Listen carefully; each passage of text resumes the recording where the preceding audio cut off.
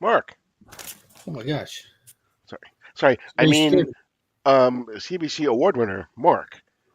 Either way, you scared me. You caught me playing with my cover. Ooh, nice lenticular. Yes, they're pulling out all the stops for this. We are back. It is DC Deep Dive. I am Paul Cook. We will talk about the newest DC mini event, Beast World, right after this.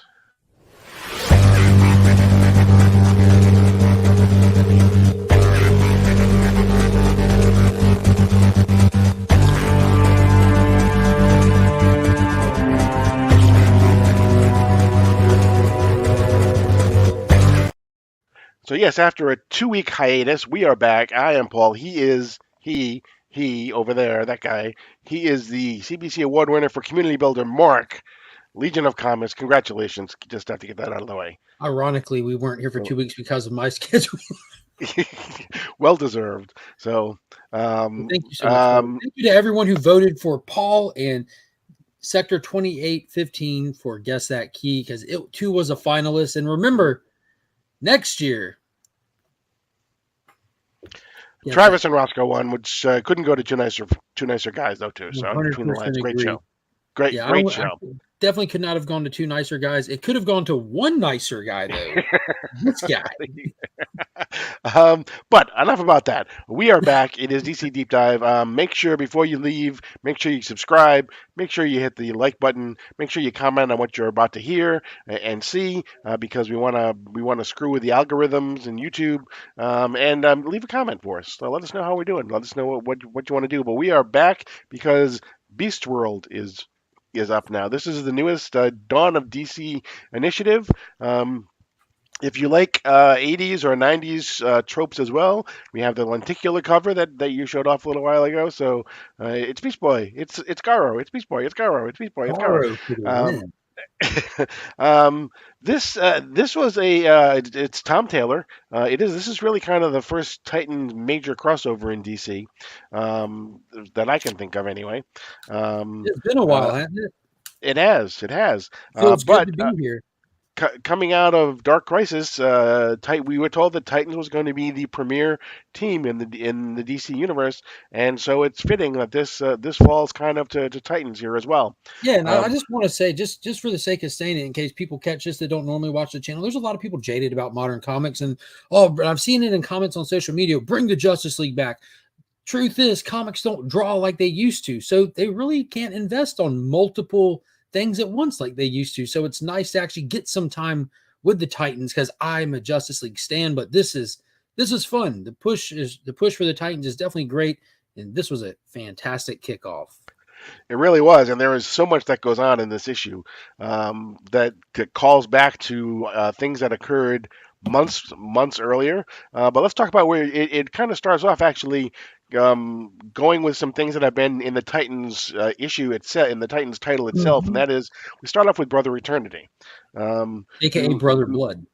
Yeah, exactly. For those that aren't up to speed, yeah, Brother Blood has ascended to Brother Eternity. He's in the public light. He's welcoming all to his church, this public church where they're going to be leaving the earth together. He's open about his intentions, and that's clearly not the case, though. Right, exactly. At the same time, we see him because he's talking to some people that are exploring, not surprisingly, the moon of Titan on Saturn. And so we get some people, some astronauts, or sorry, we call them, what do we call them? Forevernauts. Forevernauts or something like that, yeah. He says something weird to him. Yeah, Forevernauts. Definitely Forevernauts, because eternity, I guess. Right. Yeah, they land on Titan. This is where they're going to be taking up their new home off of Earth, only to get there to find immediately a temple on the moon of Saturn. It is the moon of Saturn, right? It is the moon of Saturn, yes. The moon of Jupiter. Exactly. No, it's a moon of Saturn. And so as the whole world is apparently watching at the same time as well, and suddenly Brother Eternity starts speaking in this other language that we're not sure exactly what it is. However, until you turn the page. Exactly. Starfire does recognize the language. It is ancient Tamaranian. Shout out to Paul for pronouncing that word properly. Yeah. Um, she recognizes it, and she actually then discovers and realizes as well. We'll get to that part, but then suddenly there is an explosion, and there's all sorts of things that start happening, and Gar actually starts getting there. They end up going to Titan, and they realize Starfire realizes that this was not, in fact, a temple, but it is, in fact, a prison. Yeah, they get And there and all kind of havoc is being wreaked. Temples collapsing, falling forever. Knots appear to be frozen and dead in their place. The whole Titans are there, and you get the big reveal of what it was holding in the temple was a giant deity called the Necro Star, which is of the same type creature as Starro the Conqueror. Starro, one of the most famous characters in DC Comics, first appeared with the first appearance of the Justice League of America. We're doing huge callbacks here, which is just so appropriate on so many levels, being that this is a premiere time for the Titans, another team trying to get some spotlight. What better way than to call back to Starro? I'm like, let's go. Immediately excited at the sight of this. exactly, and so Starfire actually tells the history of Necrostar and how really was no way to battle it, no way to defeat it, and they had to call upon Starro in order to defeat it. Yeah, there's an ancient battle between the Necro Star and Starro the Conqueror, where it even determined that it was unable to kill the Necro Star. You can't kill it. I guess that's a kind of hinted at in its name itself. So it wasn't. That's why it was imprisoned. And when you can't kill something, you just hold it in place. Exactly, and then we find we go back, and now the Titans are now have gathered in what was the former Justice League for the most part. Mm-hmm. And they talk about exactly how they're going to defeat it, and Batman has this big plan, and Gar pipes up and says, "Well, I kind of have a plan," which Batman then sarcastically says, "You kind of have a plan."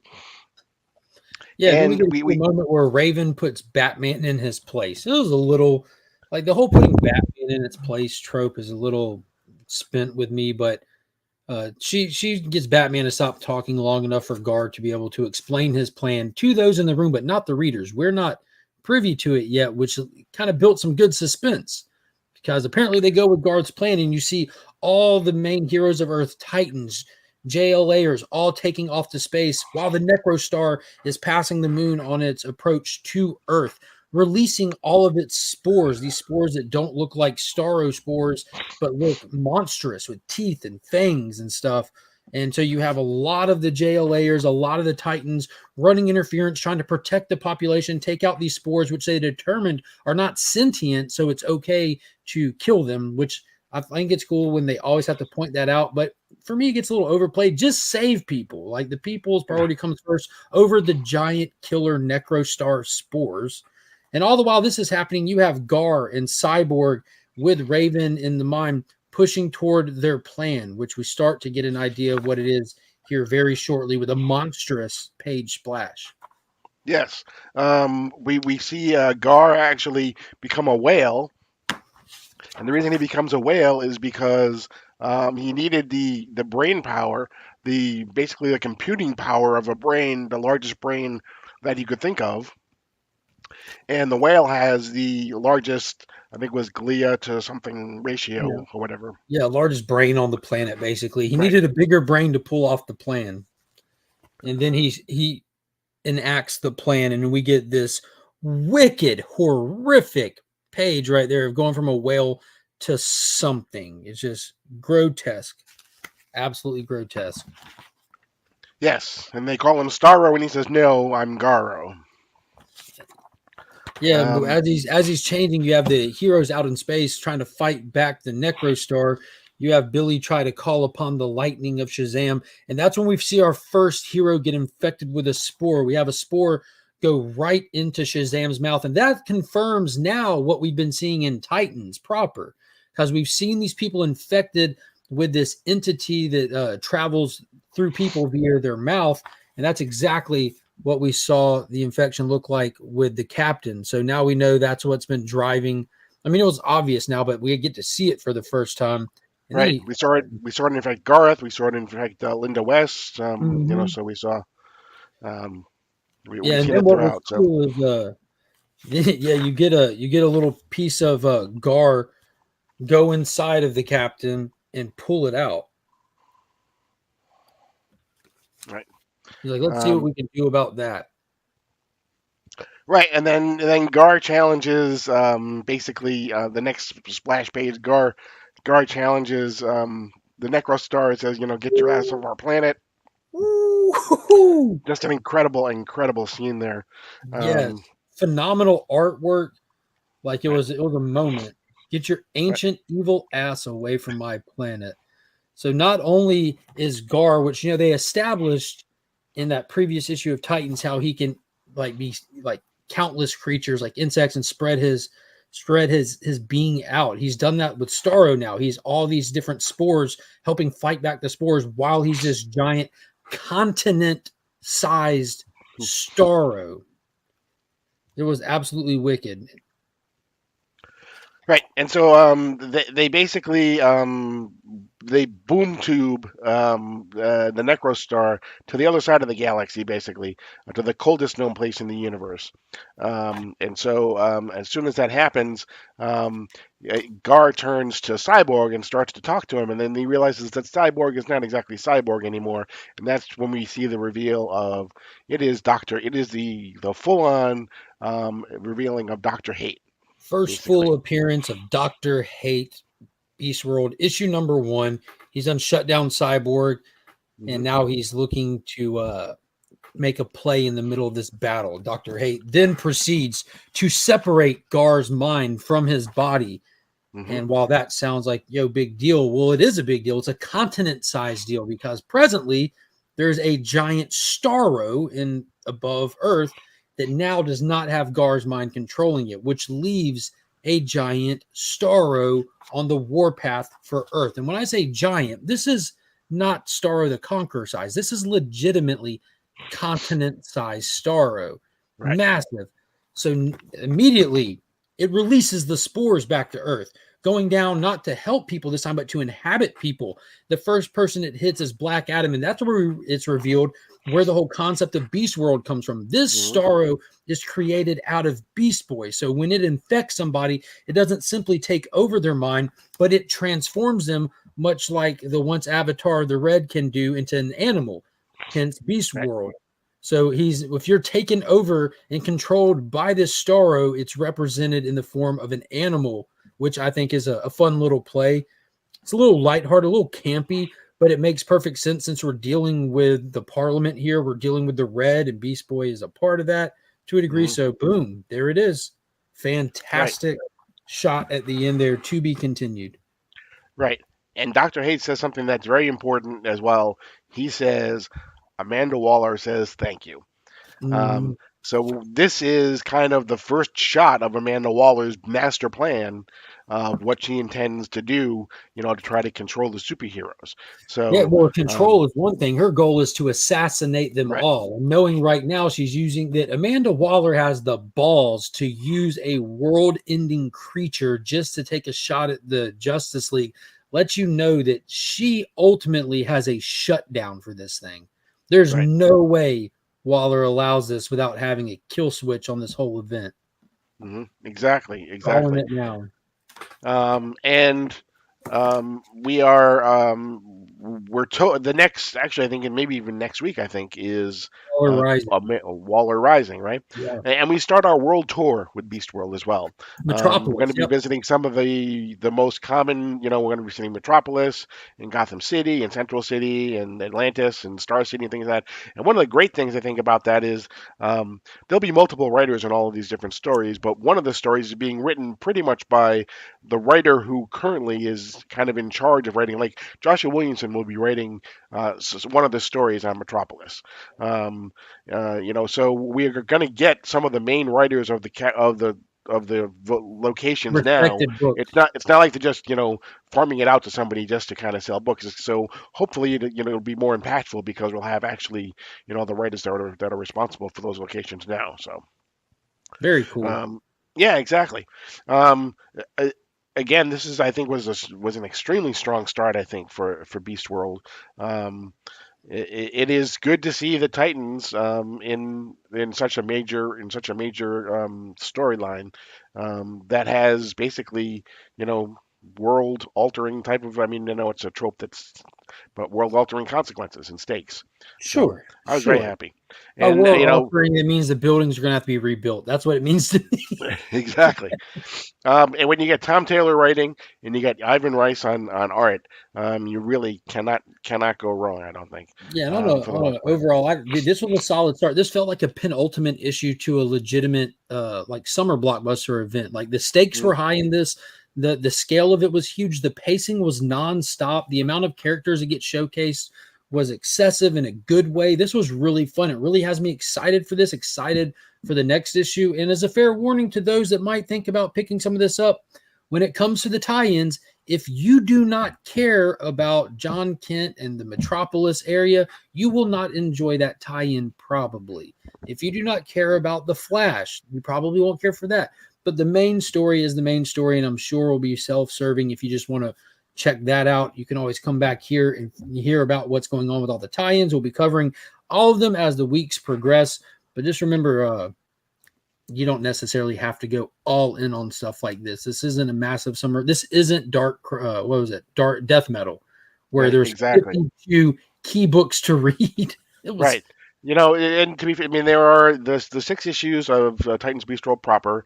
There are the world tours that Mhm. go around. I think there's 5 or 6 of those. There's Amanda Waller, and then there are just really kind of there's like 3 or 4 different issues. One of them is a Nightwing, not surprisingly, because Tom Taylor writes that as well, and he's in the Yeah. Titans. The next Action Comics issue is a tie-in as well. Oh, Um, that's uh, solid. yeah. So. I'm not really sure why, but it is listed there, and I think that's the only issue that if I'm looking at the checklist, I think that's the only thing besides, um, yeah, pretty much. So there's the 2 Nightwings and Action Comics number 1060 are the only non-Beast World, Tie-in. trade dress things that are listed as tie-ins. So, Well, if I learned so anything so far from this Dawn of DC era, that they've really got their feet pointed in the right direction. They're moving forward really well with it. I like that this is the second event that we've done, but it's not like a massive full-on event. I'm liking that they're doing these kind of focused events like they did with Night Terrors, and I like that they're doing them in a 2-month time span. You don't have to overly invest, and you don't have to like live in it till it's played out.